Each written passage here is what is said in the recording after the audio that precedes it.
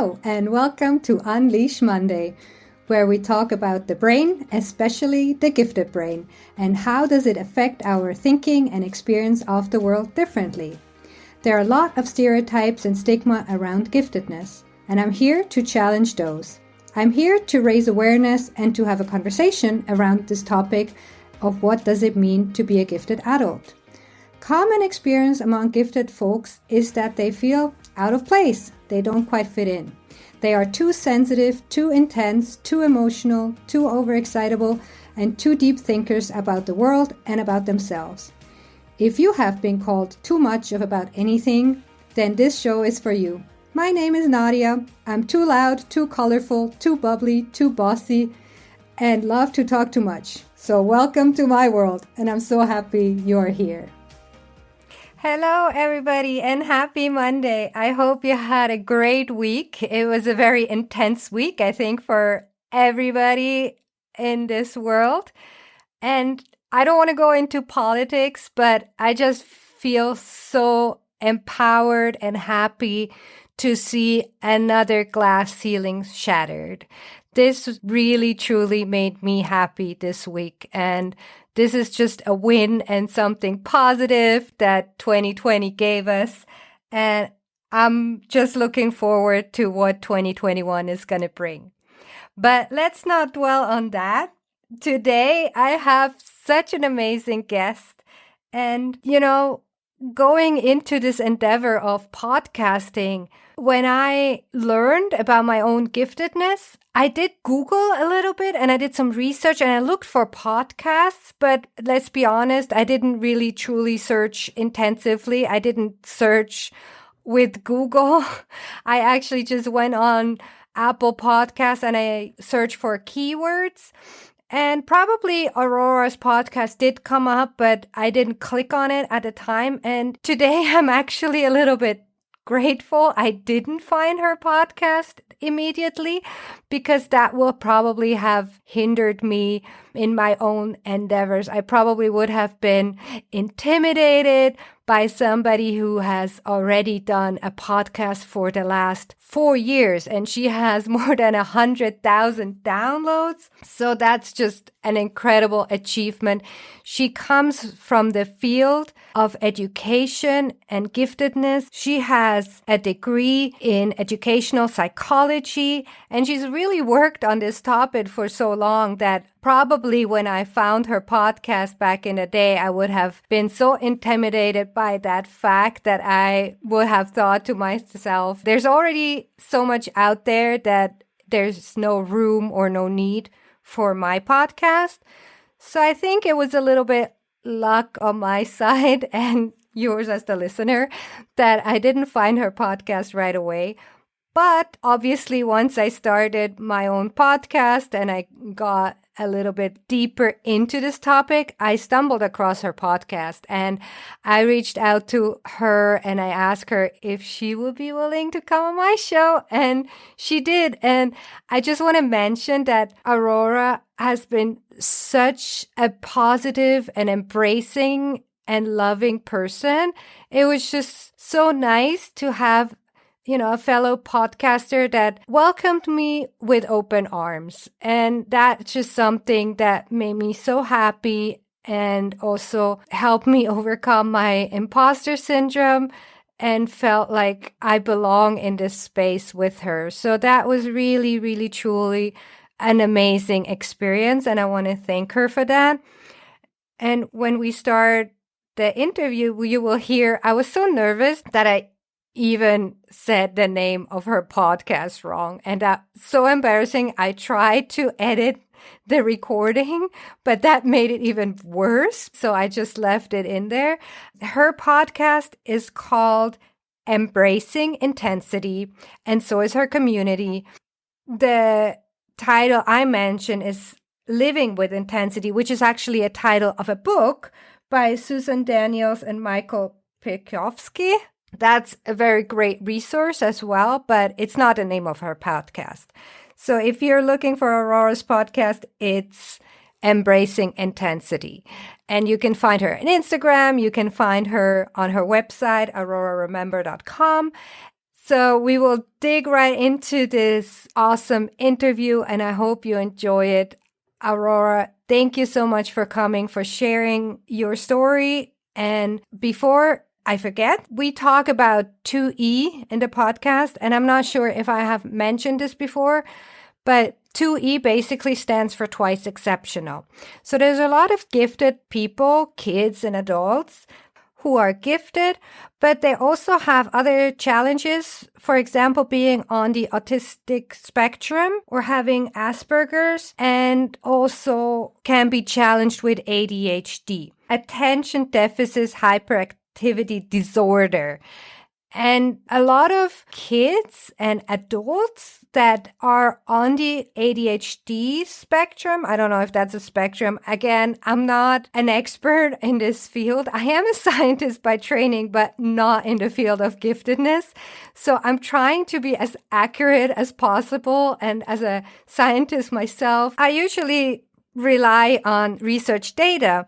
And in this field of giftedness, it's really interesting to see that there is some data.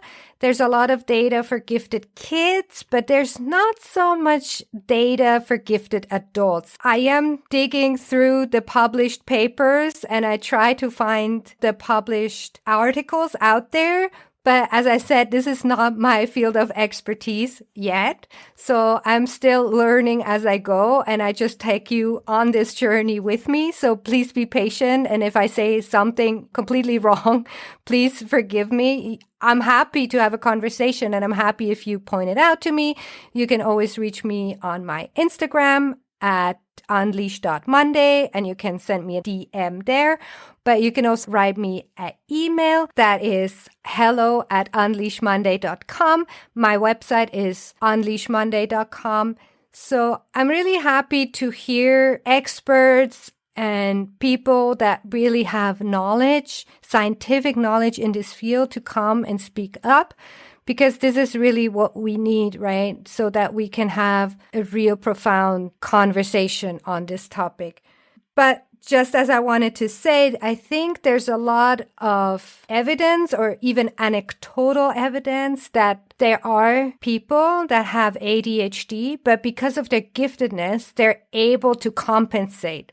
So from the outside, this person might seem, normal, whatever normal means, but they don't seem to stand out in a way that fingers are pointed at them. And they might not realize that their own experience of the world is different. However, compensating for something like ADHD takes a lot of energy. And as Aurora is going to mention, is that she suffered from chronic pain and headaches. And only when she found out about her own ADHD, she was able to manage those and really increase her own quality of life. And I think this is really where I want to go with this podcast. This is not to celebrate the gifted people in a way that they're superior. Not at all. I'm here to create awareness, to try and shatter these stereotypes and stigma, but really helping people that belong in this category to learn this about themselves, to increase their own well-being, to increase their quality of life. That is what my goal is for this show. But without any further delay, I'm happy to share with you my conversation I had with Aurora Remember Holtzmann. Here she is. Hello and welcome, Aurora. I'm so happy you're here. Thank you. It's great to be here. I felt so welcomed by you as I just started my Gifted podcast, and I didn't even take the time to really search for other podcasts on the topic.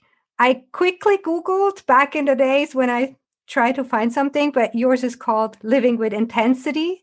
And at the time, I didn't even have all the vocabulary. And so I'm really happy you're taking the time now to talk to me, and you were so welcoming, and I'm honored to have you on the show.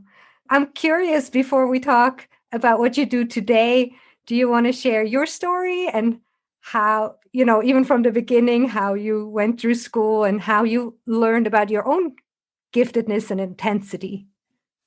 Sure, yeah. And, it's funny that I discovered your podcast a couple weeks ago when Paula Prober shared it on her Instagram. And I was really thrilled to see another podcast out there in the gifted adult space, because there's a few out there for gifted education, and some of them touch on the adult topics, but there's almost nothing out there specifically to gifted adults. And so it was great to discover you. And then when I saw your message, I was actually thinking I'd reach out eventually as well. So glad to be here. And yeah, so my story, let's see where. So when I was super young for my grade, I was in California. The cutoff is December 1st. So my birthday is November 25th. So I was right before the cutoff. So I was 4 in kindergarten, which is not typical. And so I was super, super young and super, super talkative, and I was constantly asking questions. And so they tried to hold me back in kindergarten, and my parents fought that, which was great. And they said in my report cards that I was immature for my age, but I was really mostly immature for my grade. So there was definitely early on that asynchronous development. So I was very verbal. My parents said that I was speaking in full sentences when I was 1. I don't know how full, but having seen my son go through similar, I can see where that would be. So early on in my school, it was really difficult because I was in a Spanish immersion program, which is great in theory, but in practice, it was very authoritarian, which was very in conflict with my learning style and my family upbringing, which was very authoritative and, supportive in that way. And so I felt like no teachers really liked me in all of elementary school. I actually remember one 4th grade teacher, and I think her name was Mrs. Clemens, which is one of the few teachers I remember because she's the only one I felt actually liked me. So in 3rd grade, I think they started testing for giftedness, and I had friends in my program that my dad had convinced to go there as well. So they were family friends, and they were all identified pretty early for the gifted program, but I wasn't, because I don't know if it was I just couldn't read well enough in English or because of attention concerns. I'm not quite sure why, but I didn't pass the test until 5th grade. But by the time I did, I scored so high that they told my parents that they needed to get me out of that school and into a full-time gifted program. Oh, wow. And so they'd missed me up until that point for whatever reason, quite likely because I, now have recently been diagnosed with ADHD. And so I was in this special program, and in middle school, there were literally 3 or 4 of us in my grade in the entire program. And so that was great. Those 3 years, I felt like most people find middle school to be a really awful time, but for me, it was great because I had small group attention. I had people who kind of understood my needs educationally, and I made some good friends. So that was my middle school years were probably the best for me educationally speaking, but those elementary years were so difficult that I just constantly felt like I was lazy because I was never achieving up to what people expected me to. So then I got to high school and became the typical gifted underachiever. So they tried to kick me out of the gifted program in 10th grade. And I was super resentful because by that point, my class had been up to 18 kids. And I knew I was in this tiny little program in middle school. And here we are in this bigger program. So I knew that I was probably smarter, like intellectually, than some of these kids who were high achievers. And so I actually developed this huge resentment for high achievers in my high school years because I had no study skills. I had all this executive functioning stuff that I didn't know the wording for. And so I was an underachiever through there. And I had one teacher who I felt like got me those last 2 years. And I would write these journal entries. And when I read back on them, I could see how super resentful I was. And some of the things I wrote, I couldn't even believe that I wrote because I've always been this very positive, thinking the best of people. And I found this post that I made. It was what I wished to say as a graduation speech. And I basically wished death on some of my peers. It was so I was shocked to read this because I had no idea that. I knew I was angry and moody, but I didn't realize to that degree. So moving up and my senior year, my dad thought maybe I should look into antidepressants. And so I went on Prozac as I went into college. And the main difference I noticed there was I decided to actually go off during my freshman year. And the main thing I noticed at the time was I had this great roommate my freshman year of college, and we got along great. But then suddenly when I was going off the medication, I was just super irritable. And there was things that were bugging me that didn't bug me before.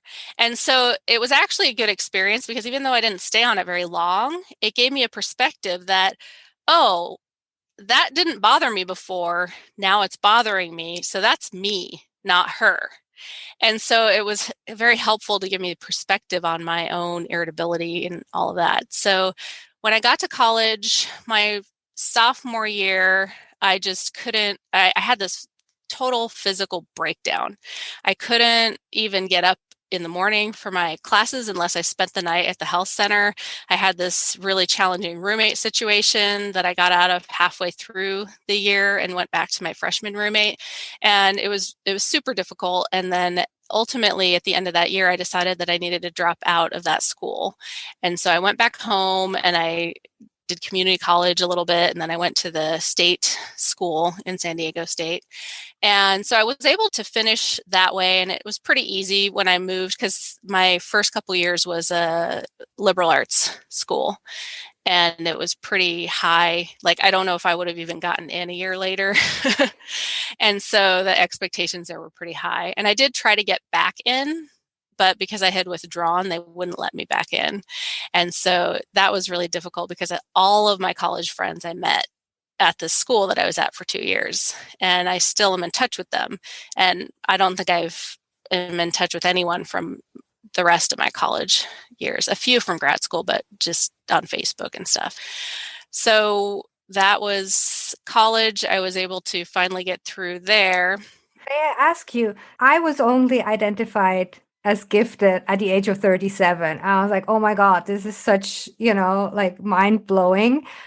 And then I thought, wow, all these kids that were identified in school, they must have known all of the pain points and all of the struggles.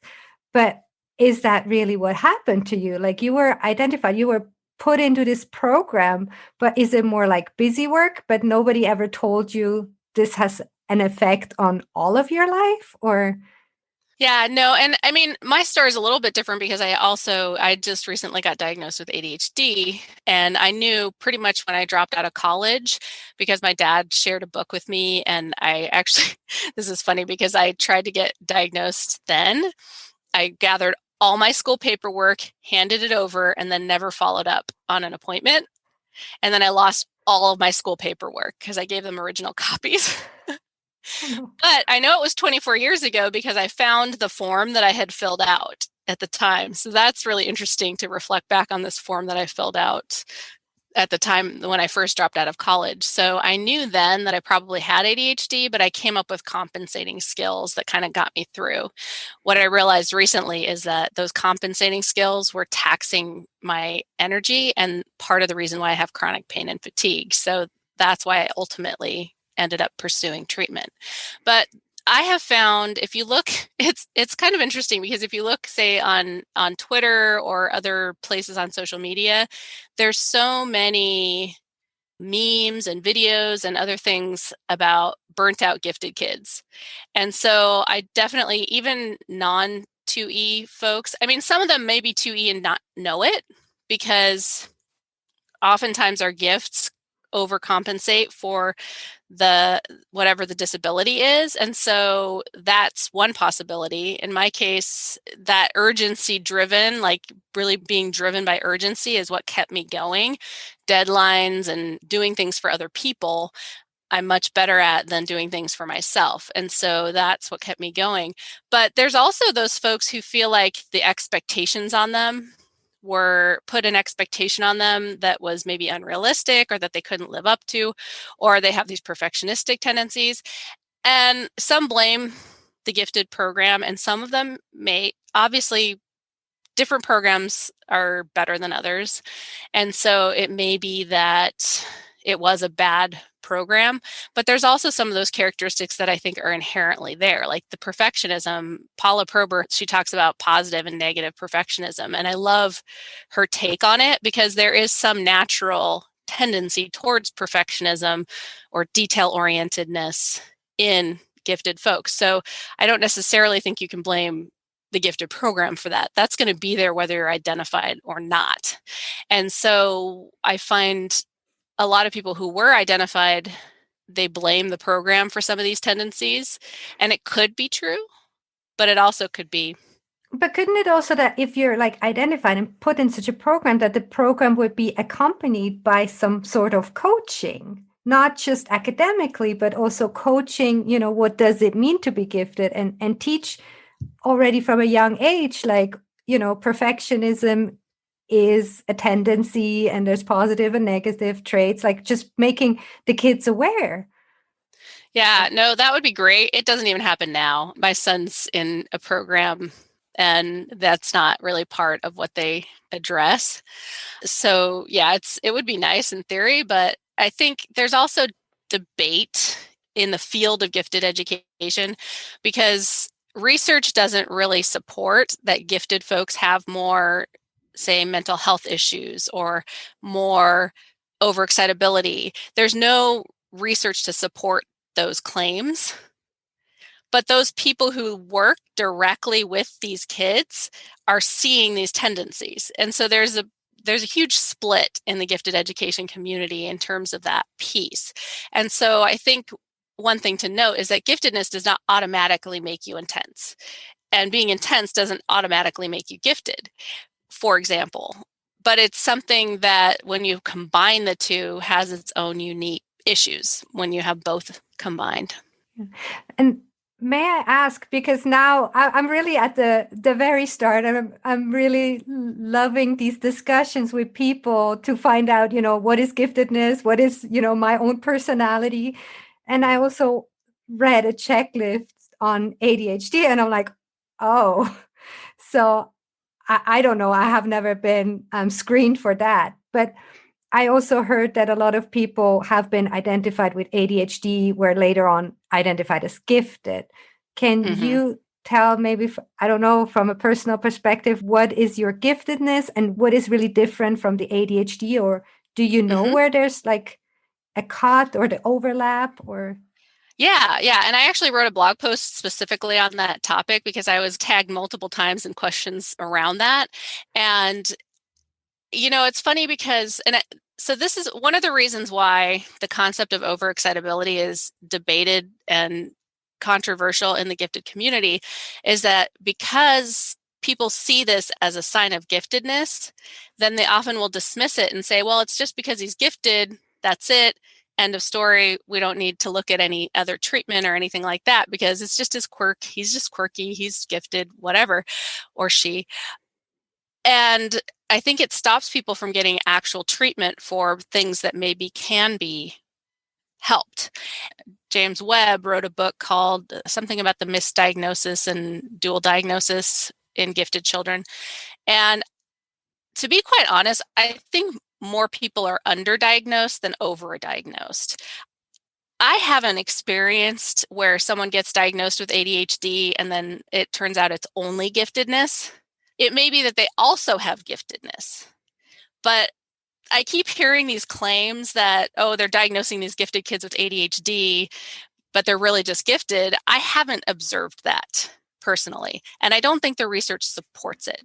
I think it's actually much more likely that someone who's gifted and compensating for their ADHD will not get diagnosed because they're achieving. And a lot of people see ADHD as lack of achievement. And some of the things that we do to push ourselves to achieve, if we have both, is really finding a structure that creates urgency to get things done. We rely on making commitments to other people because that pushes us for that urgency. And what I realized, and it's funny because I blogged about some of this for years, and it wasn't until last year I tried treating my chronic pain and fatigue for 20 plus years. I have fibromyalgia, I have adrenal fatigue, I have all these chronic health issues that I tried treating, with diet or exercise or all these other things, and some of it helped. And I knew that they were sort of connected to my ADHD, but it wasn't until last year that it occurred to me, maybe if I treat the ADHD, it will help these other things. And I have found, in terms of when I started the medication, I had been getting chronic headaches again because of the pandemic, and we were working from home and there was a lot of stress, and I was getting constant headaches. And I hadn't had that chronic headache issue for years. And when I started taking the medication, that was almost the immediate response for me, is that my headaches went almost entirely away.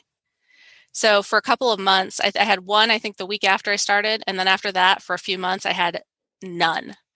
And coming back to work, I've started having them on occasion still.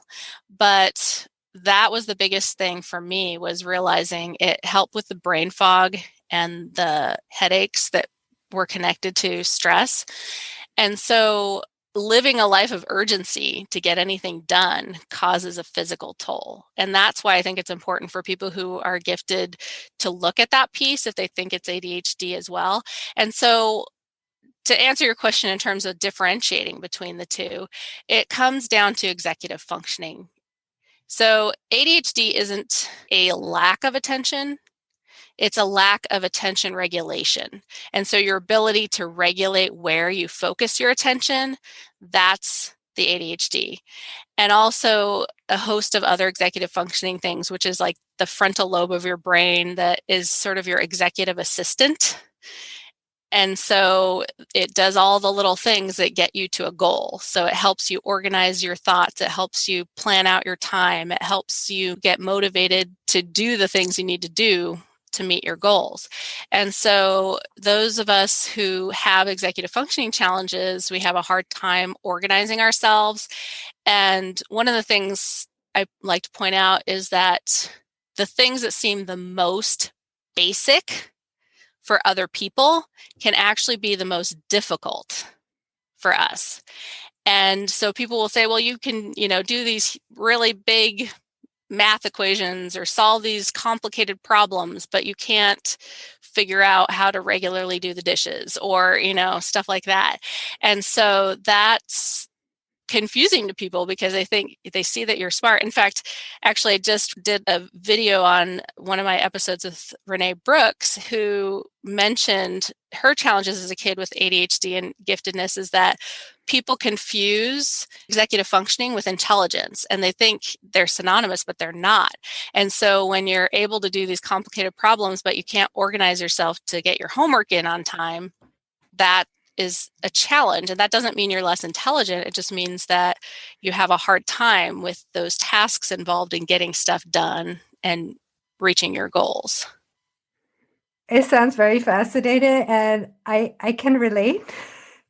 So I think that might be something I will have to look into a little bit, I guess, later on for myself as well. But as I said, like for me, it's really just been a crazy maybe just a few weeks, right?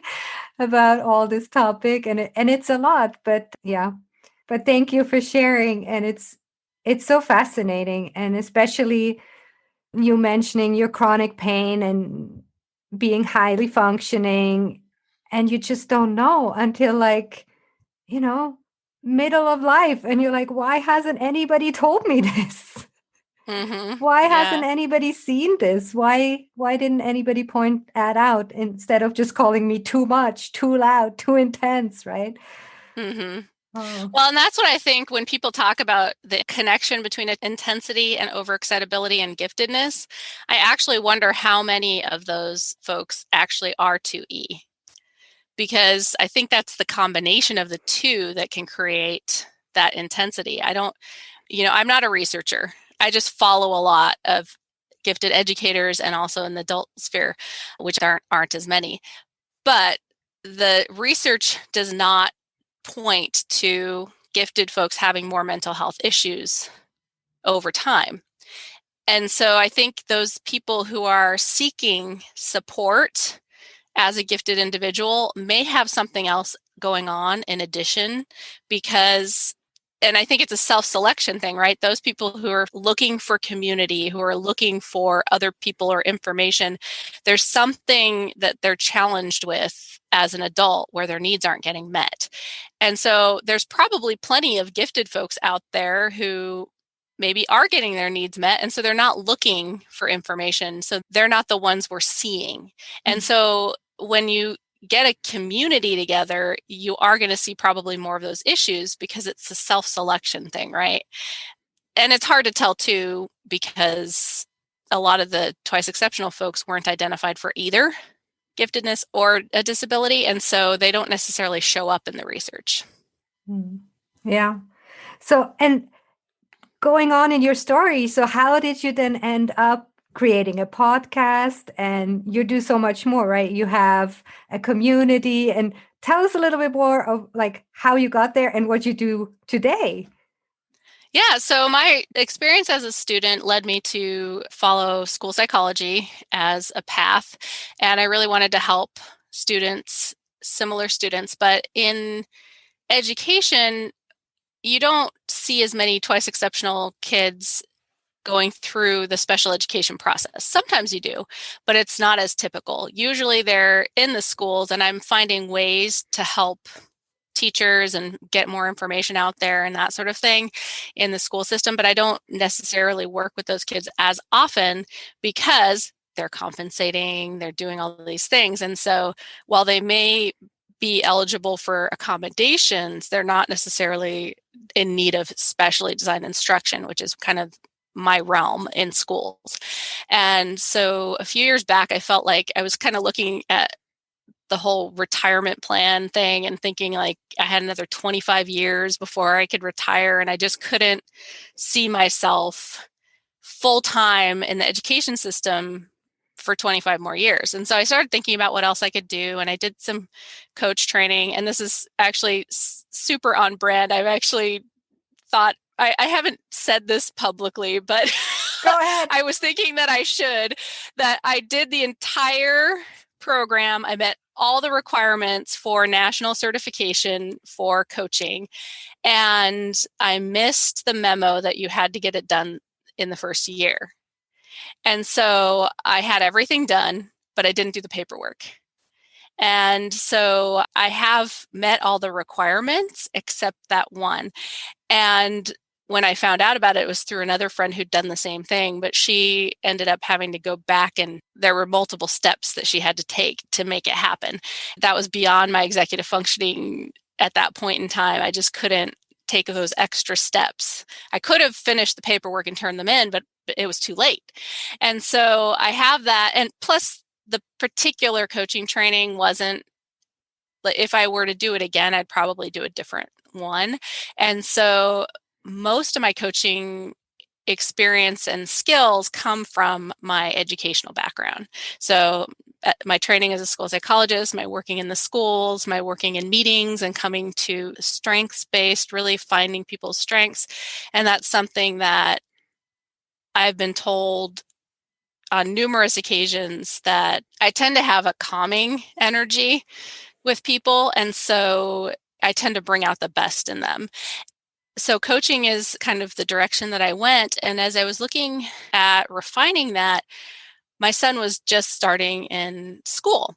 And so he was having some issues. He was definitely excitable from birth. I mean, you could actually, day one, he couldn't nurse without popping off to look at, if there was somebody in the room talking, he would pop off and look around from birth. And so he was super fussy, all this other stuff. And so by the time we got in school and he was getting in trouble, I started researching. And that's when I discovered the concept of overexcitability and looking at Jade Rivera. She's got a great blog out there, and she had a whole series on overexcitability.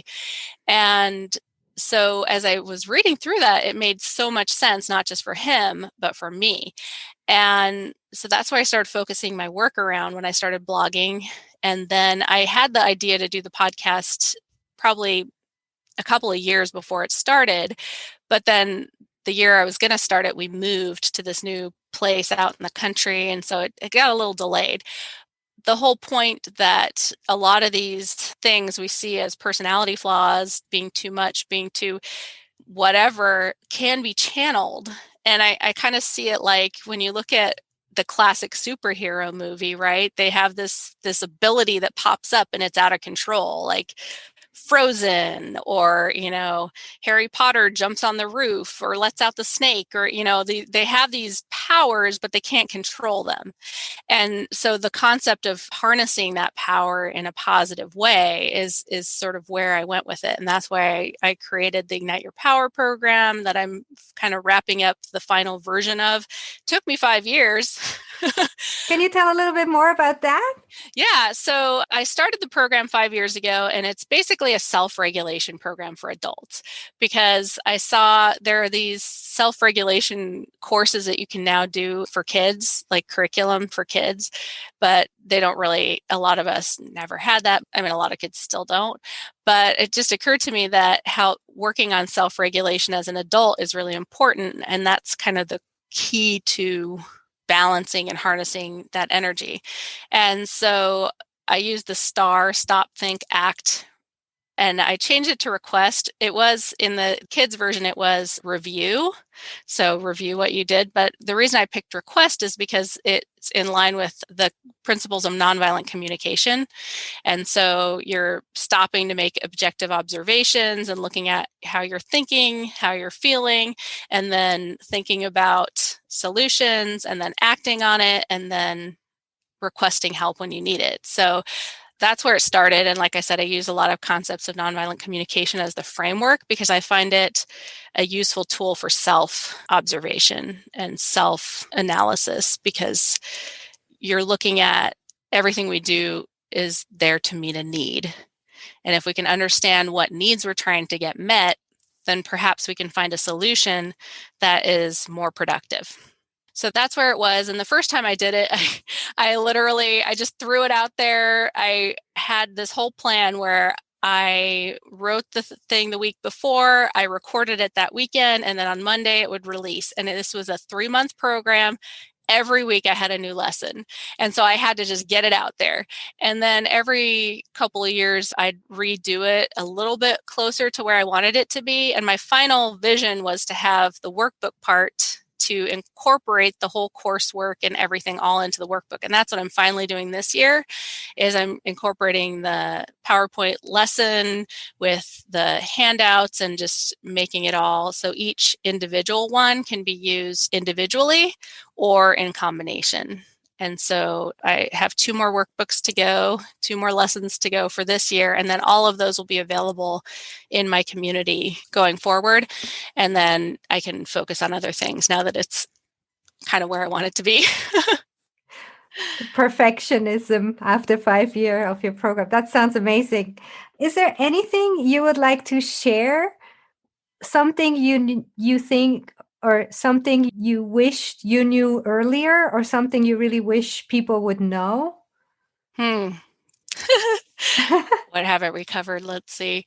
I think one of the things that they talk about a lot in the ADHD community, but I think it's true of any kind of twice exceptionality, any kind of neurodiversity, any kind of not fitting inside the box, is the concept of rejection sensitivity, or they call it rejection sensitive dysphoria, which is not an official thing, but people talk about it a lot. And basically what it is when you've had this experience of rejection or criticism over all of these years, then we can be more sensitive to it as adults. And so we can respond more intensely to criticism. We can see criticism where maybe it's not. And so being aware of that sensitivity can be really helpful, because it can help you to see, like, oh, wait, this isn't actually criticism. This is, or it is criticism, but it's not a bad thing. It's something that I can use for positive results. And so being aware, if you're tend towards rejection sensitivity, being able to kind of look at it from another perspective can be really helpful. Wow, that's something I haven't heard of yet. So thank you very much for sharing that. That's definitely something I'm going to do a little bit of research on. And the best blog post on it is from Renee Brooks of Black Girl Lost Keys. She has a fantastic article about rejection-sensitive dysphoria. I highly recommend. So I can share that also in the show notes afterwards so people can go and click on it. Yeah. So thank you very much. Where can people find you? And if they want to hear from you, your podcast, your community, where can we connect? Yes. So my website is auroraremember.com, and my podcast is on there. My blog is on there. I have like 200 blog posts. I don't know, a lot of blog posts on there. I just made archive pages for both my blog and my podcast. And now I'm working on getting all my YouTube videos onto my website as well. So they're all in one place. And so that's still in process, the YouTube videos, but they're also on YouTube, Aurora Remember. I have some shorts from my podcast that I animated. So short stories from the podcast that I've animated, mostly around gifted and twice exceptionality. And then the community is embracingintensity.com, and that has my Ignite Your Power course and also access to the community and community calls. And I'm working on resuming having guest calls again this year. 2 years ago, I had guest speakers come and talk about their topics of expertise, and that was great. But I couldn't promote both that and my Ignite Your Power program at the same time with the timing, because I'm still working in schools 3 days a week. And so I had to focus on one, and that's my focus. But next year I want to bring back the guest speakers because they bring so much richness in their talks. And so all of the past guest calls are in the guest call library in the community, and I will continue to share those as we have more. And we have monthly calls basically with the community that are usually Saturday mornings at 10 Pacific, which works for European time usually. Not always. There's always going to be some time zone that's not perfect, but. Thank you. I'm so happy you were here, and thank you for sharing, and thank you for embracing me in your community. Thank you. Thank you so much. I hope you enjoyed this episode, and I hope you got something out from this talk with Aurora. I'm encouraging you to go and have a look at her website, at her community, and also obviously her podcast. And her YouTube videos are amazing. She animated them. It's really so much great work she's doing. And I'm so happy I found her. And I'm also so happy she was such an embracing person. Thank you, Aurora. Again, I cannot mention how happy I am that you were so open to meeting a fellow podcaster in this space. And I hope we can collaborate and continue our conversation in the future. And if you love this podcast, if you like my format, if this brings you some sort of help, or if you can relate, if you can see yourself in some of the stories, if this encourages you, please, please, please go and subscribe to the podcast and leave a review. This will really mean a lot, and it gives me the opportunity to share this podcast with a bigger audience. The more people that listen, the more people that subscribe, the more people that write a review, the more visibility this podcast will get. So that's basically not for myself, but really for anybody out there who doesn't know about what it means to be a gifted adult, to find this resource and maybe give them some better quality of life, and also a little bit of joy and some motivation to start great into a Monday morning. I hope you had a great time, and I'm wishing you a great week, and I see you in 2 weeks. Bye!